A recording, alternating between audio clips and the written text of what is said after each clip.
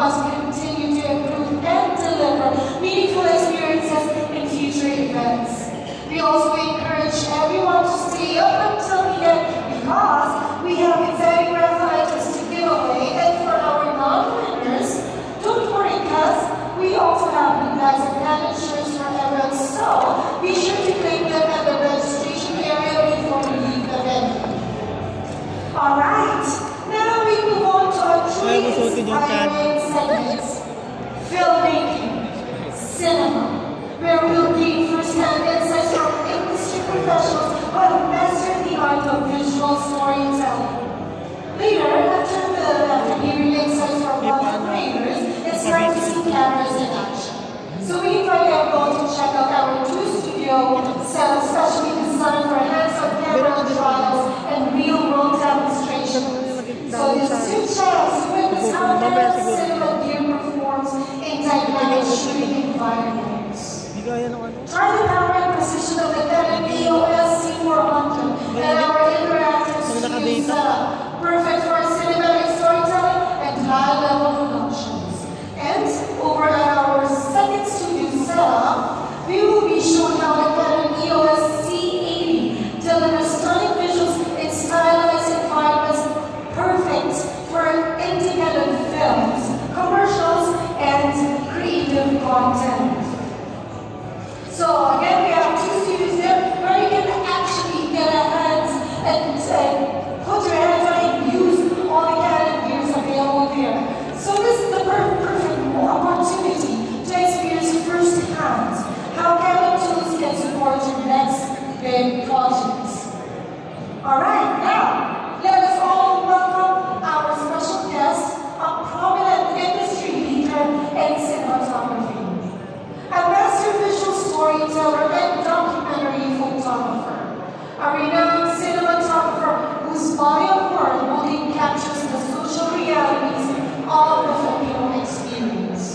With over 3 decades in the film industry, his exceptional eye has shaped the look and feel of some of Philippine cinema's most iconic and critically acclaimed films, including Mirada Sineta in 2002, Feng Shui in 2004, Emir in 2010, Buaya in 2014, Ona Zawala in 2018, Fangirl 2020, Firefly in 2023, and the recently released Green Bones in 2024. So, ladies and gentlemen, let's all welcome Mr. Leo Gaza.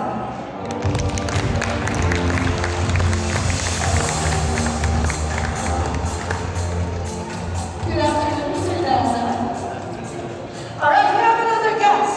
Our next guest is an award-winning Filipino director and writer known for his socially resonant and visually compelling films such as Bangladesh in 2015, Bagay in 2017, Black Rainbow in 2021, Firefly in 2023, and again the recently released Green Bones in 2024.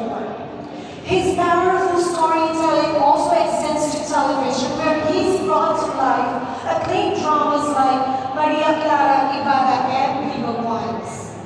With a sharp eye for both narrative depth and technical execution, he continues to shape the evolving landscape of Philippine cinema.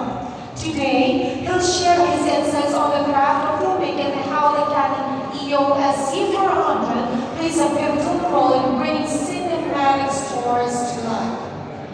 Ladies and gentlemen, please give a warm welcome to Mr. Zig Dulay.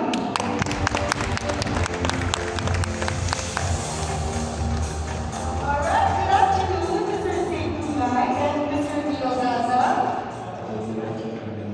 Okay, so this afternoon, just like what we have witnessed earlier, you are here to share your expertise, right? Okay, now,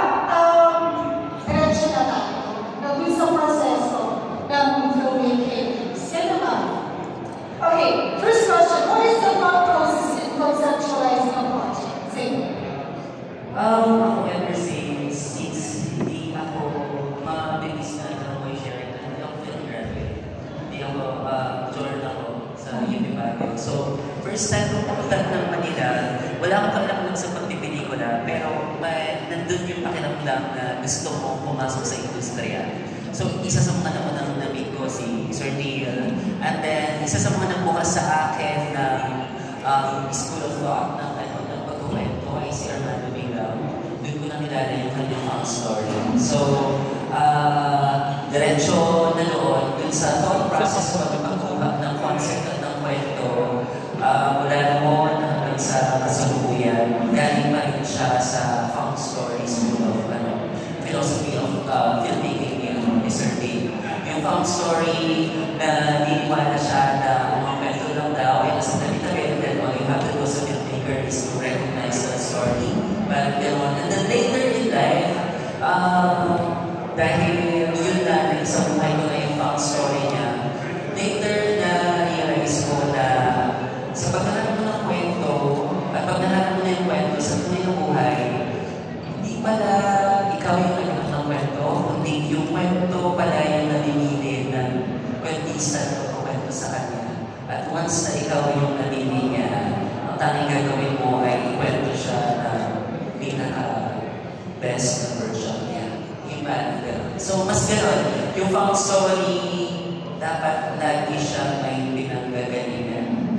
At sa puntong yun, sa kaso kay Sir Dave, dapat hugod siya lagi sa tunay ng buhay. Hugod sa tunay. Then, naniniwala siya na ang kwento ay nagagaling lagi sa isang object. An object, anything that is perceivable, but because visual language ng pelikula, dapat nakikita mo na siya, tangible siya. So, marami sa mga kwento ko, like kunwari yung extra, Vilma Santos, galing talaga siya dun sa experiences ng mga naging kaibigan ko na extra. Yung naunang ko nasulat, kasi naunang akong writer. Yung Posas, galing siya sa police blotter. Tungkol siya sa isang cellphone snatcher na nag-undergo siya sa police investigation, and then later in life, ang kwento pala talaga ay corruption inside the police station. And then yung query, tungkol siya doon sa dati, yung nag-viral na video of police brutality. And then yung pag-ahil, galing siya doon sa balita. Halos lahat ng ginagawa ko, meron siyang pinanggalingan na tangible, na malinaw. Na totoong kwento. Totoong kwento. Kasi nga, ang kwento ay nasa paligid lang natin. Pero tayo as filmmakers, kailangan natin gawing tangible yung mga kwento na nasa paligid natin. Kailangan mo siyang gawin, kailangan mo ma-recognize yung kwento. Ang ibig sabihin doon ay kwento siya at kakwento-kwento siya. Kwento-kwento. Keeping note of that. How about you, Leon? How is it? How's your process in conceptualizing a project? As a cinematographer naman kasi dependent yung vision mo sa director, yung vision ng director. Tapos at the same time, yung kwento ng pelikula. So kailangan mo siyang i-align yung vision mo sa vision ng director. So usually ang first step ko, I remember niyaya kita mong tabi. Yung first ang dami mong gawin. I mean, it's not even about talking about the film itself. It's actually just basically kwentuhan. Trying to realign yung dalawa na nasa same creative plane. Kasi it's difficult for me, at least for me, I mean, talking as a cinematographer. It's difficult for me kung hindi ako naniniwala, one, sa vision ng director, and two, kung ano yung gustong sabihin ng pelikula. I cannot do a film na hindi ako nag-aalit sa dalawang points. So, starting point yung magkape. And then, once na nabasa na yung kwento and everything, then I have to align my vision. So vision director. And try to tell the story and help the director tell the story visually. Parang pareho kami ni Sir Neil. Kasi ako, after kong being writer, tapos naging director ako, so ngayon nagbibigay na rin sila ng scripts or ng kwento na i-direct ko. Ganun din yung pamantayan na kailangan mo na naniniwala ako doon sa kwento at naniniwala ako doon sa pinaniniwalaan ng kwento mismo. Kasi kung hindi, feeling ko hindi siya para sa akin. So parang doon ko na-realize na hindi lahat ng kwento ibabato sa'yo ay para sa'yo or kaya mo.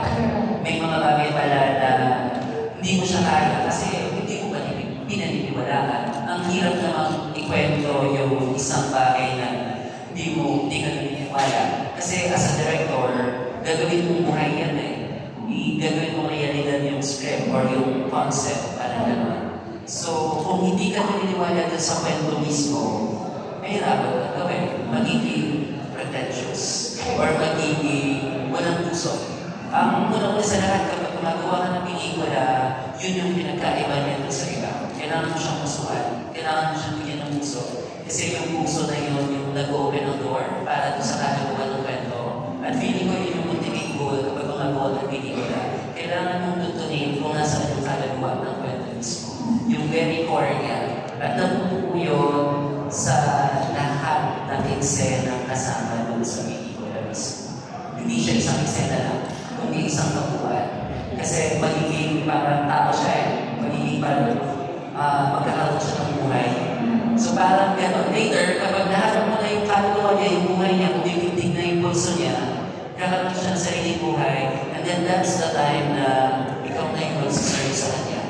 Kasi alam na ng kwento kung ano yung para sa kanya.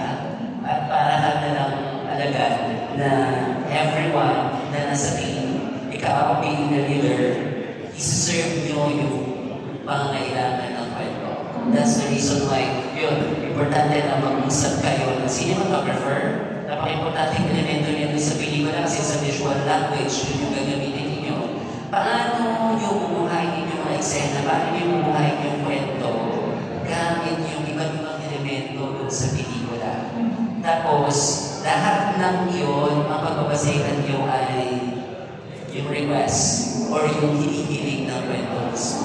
So, it's not even me. Hindi ako yung nag-request na kailangan ganito, kailangan ganyan. Could be requirements siya ng kwento mismo para magkaroon siya ng totoong buhay.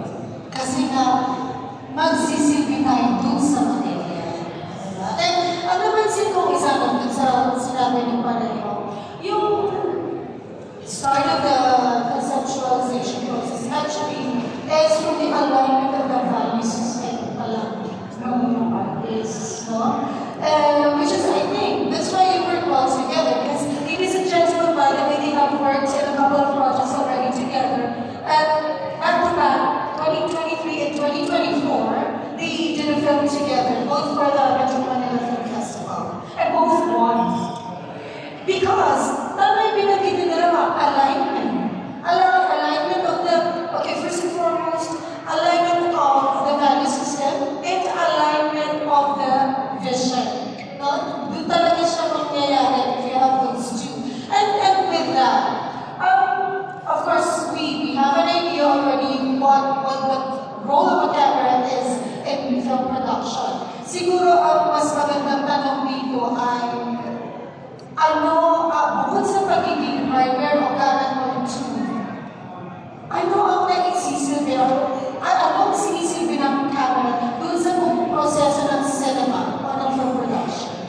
Ako personally, bago si Sir Lil, ako personally, sobrang mahalaga yung camera kasi visual language, gagawin mong buhay yung pelikula. Ako, kapag gumagawa ko ng kwento, galing din siya sa found story. Yung found story, importante sa kanya yung kung saan nanggagaling yung POV, kung sino yung focalizer, kanino nanggagaling yung lente. So, with that, ang ibig sabihin nun ay character yung camera. So, lagi siyang gano'n. So, dahil ang found story ay medyo social siya, kwento ng lugar, kwento ng mga tao. Pag gagamitin mo yung camera, sino yung tumitingin? Importante yung sourcing eh. Ako pa man din pag gumagawa ng kwento, specific ako kanina nagagaling yung POV. And then therefore, yun yung mag-dictate kung ano yung camera. So, ang ibig sabihin doon, ganun importante yung camera mismo. Kasi kung ang POV mo ay galing sa bata, parang gano'n, yun yung magagalingan niya. At ang POV na yun, doon magagaling yung mood, yung intentions, yung itsura, and all. Kasi kung black, rainbow, galing siya sa POV ng isang bata, baka makulay niya tinitignan yung mundo. And then kapag isang OFW na naghulog ng baby sa CR ng aeroplano, nag-link yung pagtingin niya. So, yun yung source. Kung sinong tumitingin. Importante. Kung kayo galing ang pagtingin. Yes. So, ang camera, dun sa pelikula, ay character. Meron siyang pinagagalingan. Hindi siya bato-bato sa langit. Paano naman? Hindi siya, like kunwari, dun sa amin ni Sir Neil, dun sa Great Bones, hindi siya, kasi gusto mo lang mag-drone, or kasi gusto mo lang ng malayo, kasi gusto mo lang ng malaki. Meron siyang pinagagalingan. Lagi siyang kwento. May clear intention. May intention siya lagi. So, yun yung pinaka-main actually na elemento ng pagpipelikula, yung camera. Kasi without that, sa visual language, kung walang camera, walang pelikula. And I think, Neil, this question is for you. How do you choose the right? Sige, pero bago mag-ganito, dadagdag ko na yun. Yung gano'n importante yun. Actually, I think tinitake siya for granted usually ng mga filmmakers yung camera. Particularly yung mga, kasi paggawa ng pelikula, usually naka-concentrate on what is in front of the camera. Nakakalimutan na nagiging invisible element yung camera. Pero yung camera actually records everything that we are doing. So usually, importante element ng camera kasi ang camera ay isang tool and parte ng storytelling ng mga pelikula. May yung question mo na paano ako pumipili. Siguro, again, kasi kailangan yung school of thought cinematography and kailangan yung development proseso ng paggawa ng pelikula. I usually start with the blank page. With the white canvas. So, hindi automatically kailangan ko ng isang 6K camera. Hindi automatic kailangan ko ng isang high-end camera o high-end lens. Kailangan mo nang basahin yung storya. And then from there, yung malalaman ko yung characters ko. From there, naluhubot anong klaseng visual treatment na gagawin namin ang director sa pelikula. So that means it could be any camera. It could be a high-end camera, it could be a low-end camera. Para importante, ano ba yung decision mo, kung ano yung magiging look ng pelikula na pwedeng magtulong sa storytelling ng pelikula, sa pag-develop ng character. So, ano siya, you usually start with the blank page and then you decide kung ano yung kailangan ng pelikula para ma-achieve mo yung visual treatment. So basically, when it comes to choosing kung anong equipment ang gagamitin, first and foremost, ano bang equipment yung makakatulong to push the narrative forward? Tama ba? Yeah, ako naniwala din ako sa sinabi ni Sir Neil. Kasi para, again, isa-serve mo yung kwento, isa-serve mo yung material, ano yung best na camera para dito. Para na hindi siya default. Na ang gagamitin mong camera, hindi mo nagsisimula yung kwento or hindi mo alam yung kwento. Ito na kasi mahilig ako dito eh. Parang gano'n. Kasi gusto ko to kasi ito yung puso. Parang gano'n. Hindi. Minsan, ang iniiling ng camera ay pwedeng yung dati pa. Yung pinakabago. Parang gano'n. Again, isi-serve mo yung gusto niya eh. Yung parang gano'n. Tapos, tama ka sinabi mo na kung ano yung best na camera na mag-push doon sa best na version or yung kung saan yung makakapag-serve ng kung ano man yung hinihingin ng isena. Mas yun eh. Mas doon siya didepende. Hindi siya yung tao lang yung magdidiktate. Yung kwento yung magdidiktate kung ano yung para sa kanya. And then, syempre later dahil may kinalaman niya ng pera. Yung parang Sabi namin is, parang if we're working in an ideal world na, okay, ito yung brand, ito yung art, ito yung gusto namin. But then again, may mga elements na papasok dyan budget, and then location, terrain. So usually, yun naman yung dictate kung anong namin ang nagagawin. So, katulad ng kanina, no? Remember, kanina ko isang presenting tapos ko kanina sila Wesley, sila Jason, si Paula, at si Ian. Pareho kayo yung sinasabi. It's understanding the requirement and the demand of the output necessary or expected. So, ganun din, I think for filmmaking, for cinema, ang version na ano ba yung kailangang pagsilbihan sa material? Anong material ang kailangang pagsilbihan?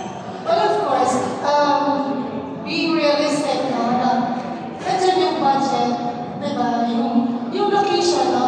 Tama nga, kasi I remember, di ba Neil, recently you shot a film sa Mount Sibugok, up north.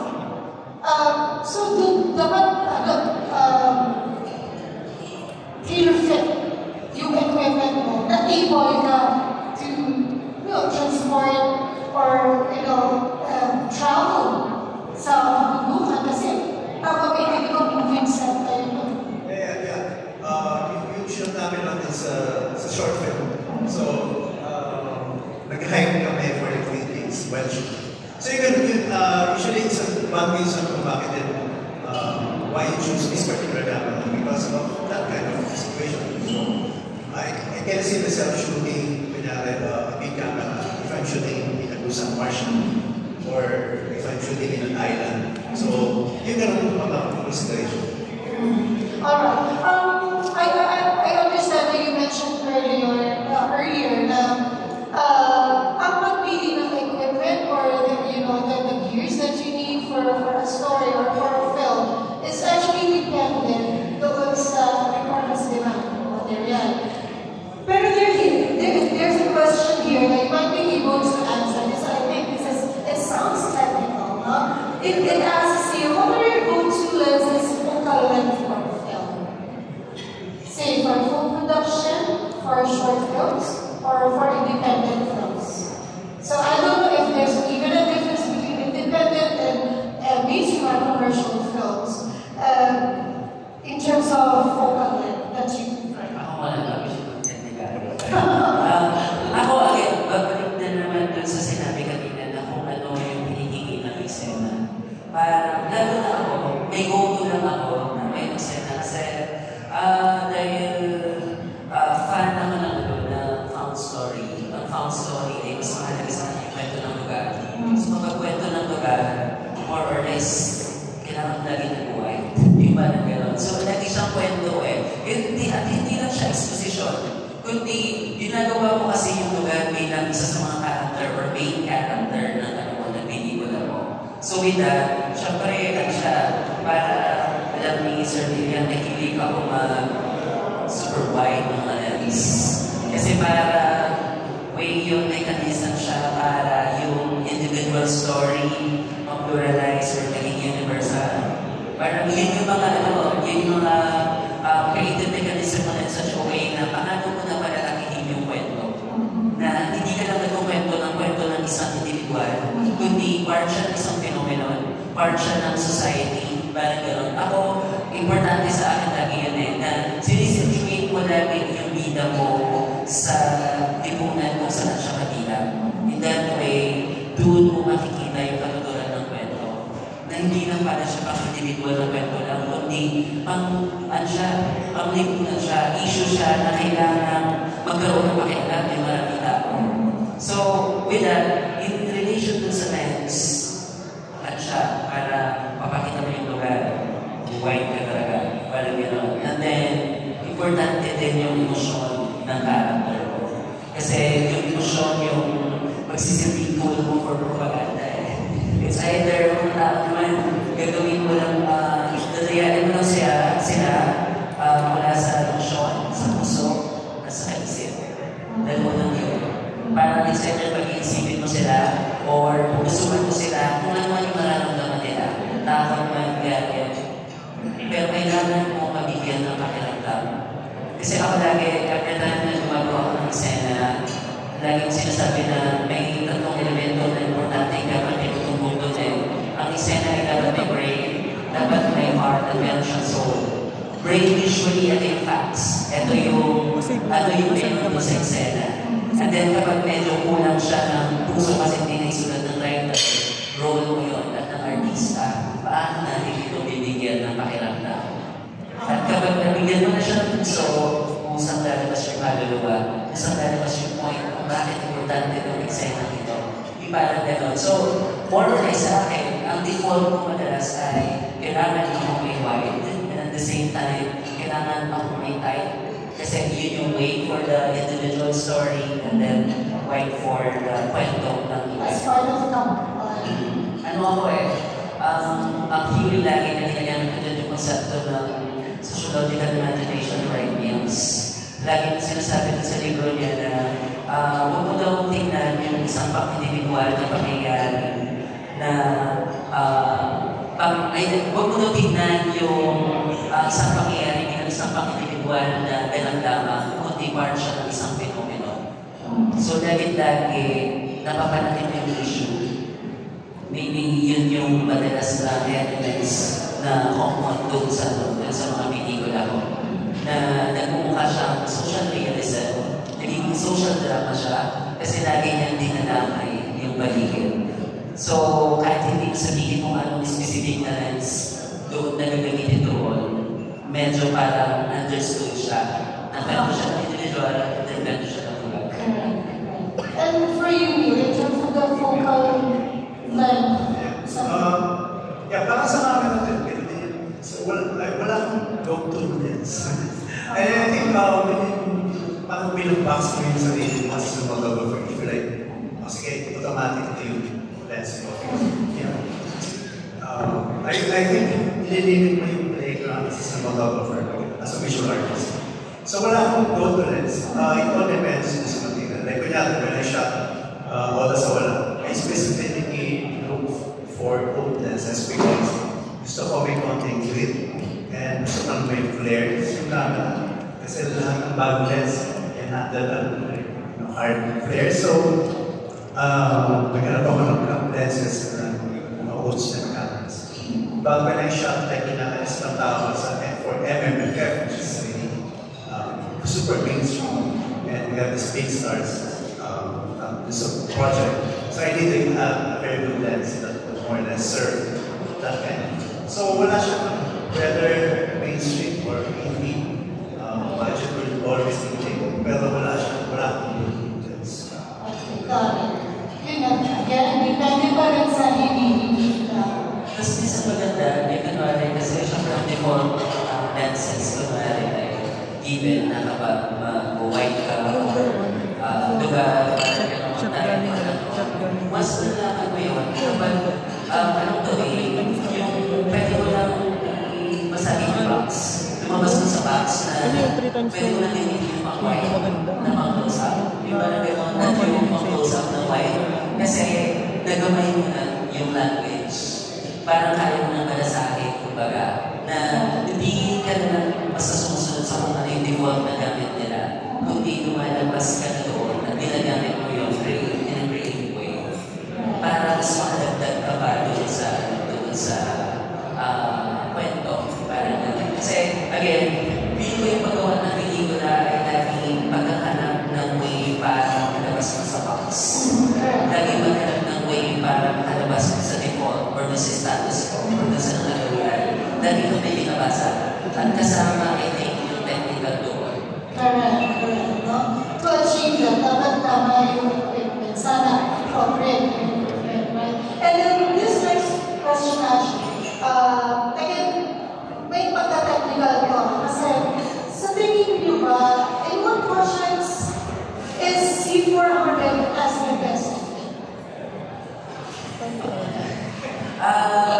Ako, sa akin yung C400 sa C80, sobrang useful sa akin. Kasi marami akong pelikula na nabanggit niya kanina, upgrade mo ang mundo, pag-iibay yung mundo.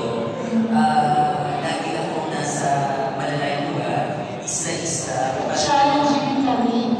Importante sa akin na dapat magaan siya, maliit siya. Yung parang gano'n. I mean, given the chance kung ako yung magpipiliin. Yun yung muna. Tapos, kung hindi man malalayang lugar sa mahirap, yung terrain, pag nasa Manila ako, kinetic kinetic naman yung mga eksena. Moving naman siya lagi. So, sa akin, pasok na pasok siya eh. Parang bagay siya. Parang doon, bago ko mag-start ng, ng pelikula, importante sa akin kung nasasabihin ng cinematographer, ng DOP, na anong camera yung gagamitin natin. Hindi parang gano'n. More or less, pagka ganyan naman sasabihin nyo na, direct po takbo eh. Parang gano'n, alam mahirapan mo yung tao, ang ligan yung, di ba? May isa akong ginawa, yung short film natin, na all throughout, naka-steady up siya. Mas yun natin. Which one is this? Versus. Oh, versus. Lahat ng eksena buong pelikula, steady up siya. So, hindi unfair, hindi efficient kung yung ating pinagagawin ay mabigat. Kasi walang ibang eksena doon na hindi ka steady up or hindi handheld. So, yung mga tipo na mga pelikula ko, mas ganun. Parang ganun. Yung iba, nag-explore ng bagong language, nag-explore ng bagong ako. Para matutunan sa point na gano'n na pwede bang lumabas ka sa comfort zone mo? Nakasanayan ko na to Pwede hindi naman. Yung bagay din nila, lahat handheld. So, kawawa yung cinematographer, yung bagay naman kung ipilit mo yung gusto mo yung diin, kasi maganda mo Ito lang di ba yun? Yung parang gano'n. So, sa akin, mas bagay siya kung sa totoong buhay, like kumari, kung sa mga, depende ko sa trade, depende sa mga klase ng pelikula na gusto ko. Super fan ako na real time. Almost no view. So, ibig sabihin yung equipment dapat ay compact? Tapos, eto din kasi camera din naman. Adaptable? Yes. So, affordable. Tapos, maliban doon, useful siya sa akin kasi maliban doon sa filmmaking na ginagawa ko, dahil sa mga kahanap ng film workshop sa iba't ibang probinsya, sa iba't ibang lugar. And then, yung masalamat ako sa kanan kasi pinapakiram nila ako, lagi ko yung ginagamit sa pagtuturo sa mga bata. Kasi user-friendly siya. Ano siya, mabilis siyang gamitin. Tapos, ang tinuturo mo naman sa mga bata ay paano ma-equip yung sarili nila na magkwento using visuals.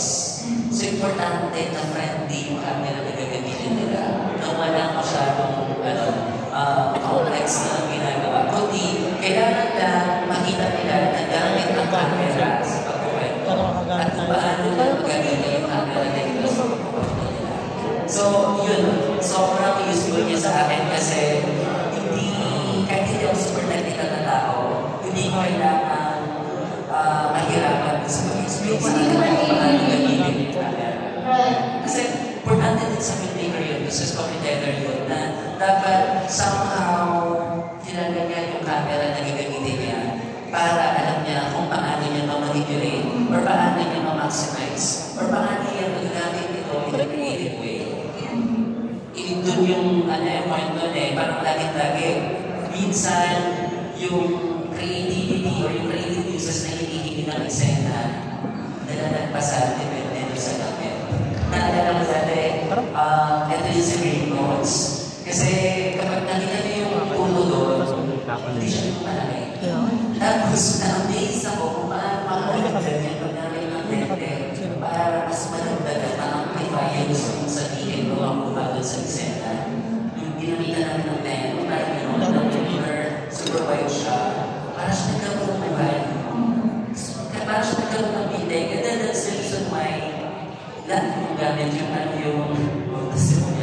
kong gamit yung canon kasi handi siya, para siya may titig, para siya may buhay. Importante sa akin yun, na kung sino man yung tumitingin or pinagagalingan ng camera, ng POV, meron siyang pulso, meron siyang buhay. Because the storyteller is a guy.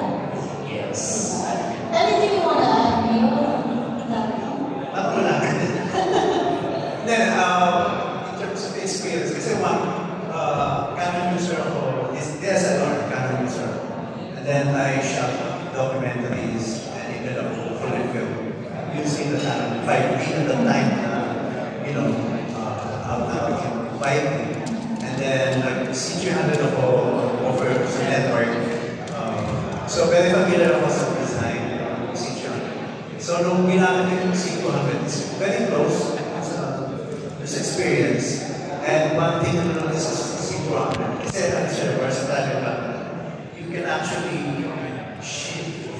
narrative film, to documentary, to ano, all in one day ba? Kasi madali siyang, of course, with the cinema lenses, it's mobile, it's not, kaya mo mag-shift the biglang angle, and then kaya mo siyang,